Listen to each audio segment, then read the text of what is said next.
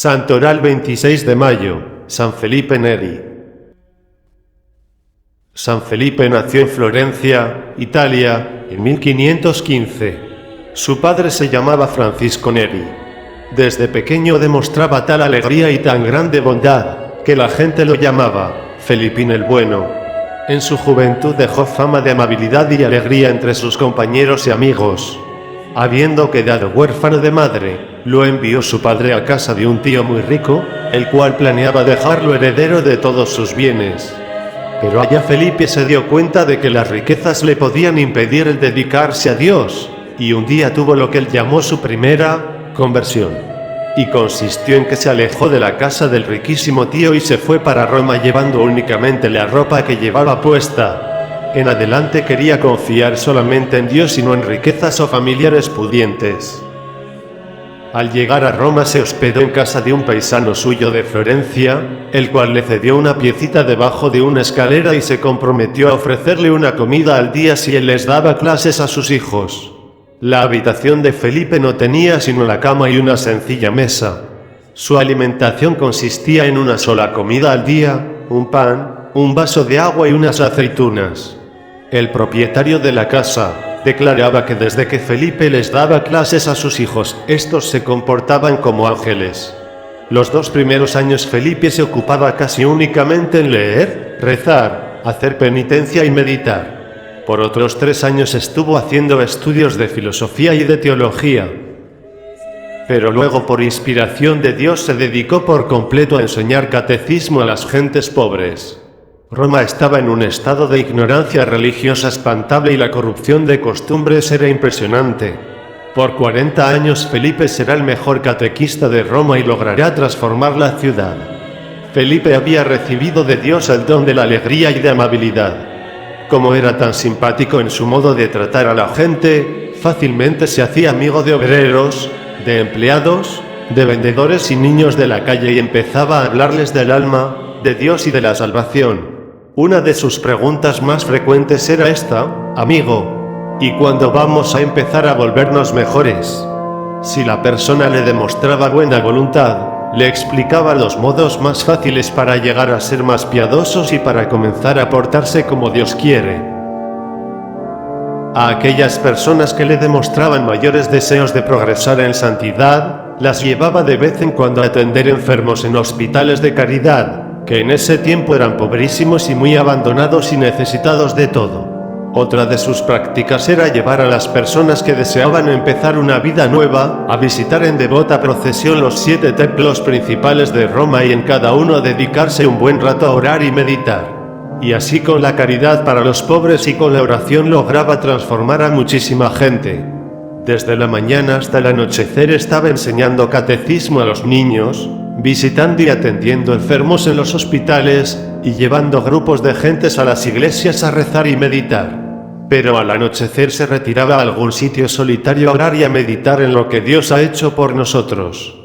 Muchas veces pasó la noche entera rezando. Le encantaba irse a rezar en las puertas de los templos o en las catacumbas o grandes cuevas subterráneas de Roma donde están enterrados los antiguos mártires. Lo que más pedía Felipe al cielo era que se le concediera un gran amor hacia Dios.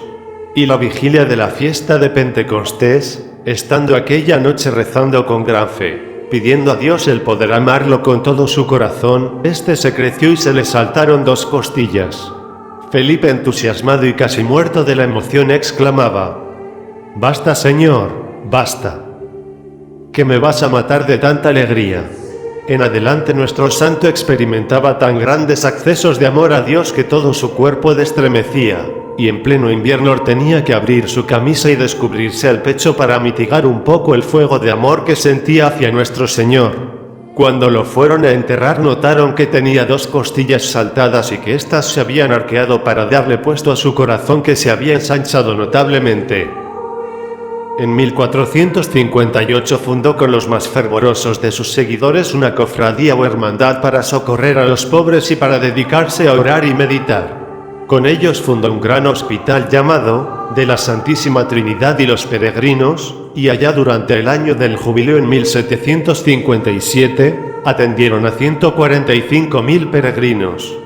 Con las gentes que lo seguían fue propagando por toda Roma la costumbre de las 40 horas, que consistía en colocar en el altar principal de cada templo la Santa Hostia, bien visible, y dedicarse durante 40 horas a adorar a Cristo sacramentado, turnándose las personas devotas en esta adoración. A los 34 años todavía era un simple seglar, pero a su confesor le pareció que haría inmenso bien si se ordenaba de sacerdote, y como había hecho ya los estudios necesarios, aunque él se sentía totalmente indigno, fue ordenado de sacerdote en el año 1551. Y apareció entonces en Felipe otro carisma o regalo generoso de Dios, su gran don de saber confesar muy bien. Ahora pasaba horas y horas en el confesionario y sus penitentes de todas las clases sociales cambiaban como por milagro. Leían las conciencias los pecados más ocultos y obtenía impresionantes conversiones. Con grupos de personas que se habían confesado con él, se iba a las iglesias en procesión a orar, como penitencia por los pecados, y a escuchar predicaciones. Así la conversión era más completa. San Felipe quería irse de misionero al Asia, pero su director espiritual le dijo que debía dedicarse a misionar en Roma. Entonces se reunió con un grupo de sacerdotes y formó una asociación llamada el Oratorio, porque hacían sonar una campana para llamar a las gentes a que llegaran a orar. El santo le redactó a sus sacerdotes un sencillo reglamento, y así nació la comunidad religiosa llamada de padres, oratorianos o filipenses. Esta congregación fue aprobada por el Papa en 1575 y ayudada por San Carlos Borromeo. San Felipe tuvo siempre en don de la alegría. Donde quiera que él llegaba se formaba un ambiente de fiesta y buen humor. Y a veces, para ocultar los dones y cualidades sobrenaturales que había recibido del cielo, se hacía el medio payaso y hasta exageraba un poco sus chistes y chanzas. Las gentes se reían de buena gana, y aunque a algunos muy seriotes les parecía que él debería ser un poco más serio, el santo lograba así que no lo tuvieran en fama de ser gran santo, aunque sí lo era de verdad. En su casa de Roma reunía centenares de niños desamparados para educarlos y volverlos buenos cristianos. Estos muchachos hacían un ruido ensordecedor, y algunos educadores los regañaban fuertemente. Pero San Felipe les decía: haced todo el ruido que queráis, que a mí lo único que me interesa es que no ofendáis a nuestro Señor. Lo importante es que no pequéis. Lo demás no me disgusta. Esta frase la repetirá después un gran imitador suyo, San Juan Bosco. Una vez tuvo un ataque fortísimo de vesícula. El médico vino a hacerle un tratamiento, pero de pronto el santo exclamó: por favor, háganse a un lado, que ha venido Nuestra Señora la Virgen María a curarme. Y quedó sanado inmediatamente. A varios enfermos los curó al imponerles las manos. A muchos les anunció lo que les iba a suceder en el futuro. En la oración le venían los éxtasis y se quedaba sin darse cuenta de lo que sucedía a su alrededor. Muchas personas vieron que su rostro se llenaba de luces y resplandores mientras rezaba o mientras celebraba la Santa Misa. Y a pesar de todo esto se mantenía inmensamente humilde y se consideraba el último de todos y el más indigno pecador. Los últimos años los dedicó a dar dirección espiritual. El Espíritu Santo le concedió el don de saber aconsejar muy bien, y aunque estaba muy débil de salud y no podía salir de su cuarto, por allí pasaban todos los días numerosas personas.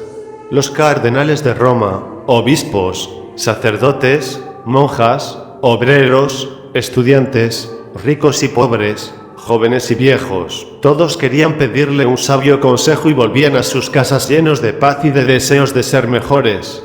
Decían que toda Roma pasaba por su habitación.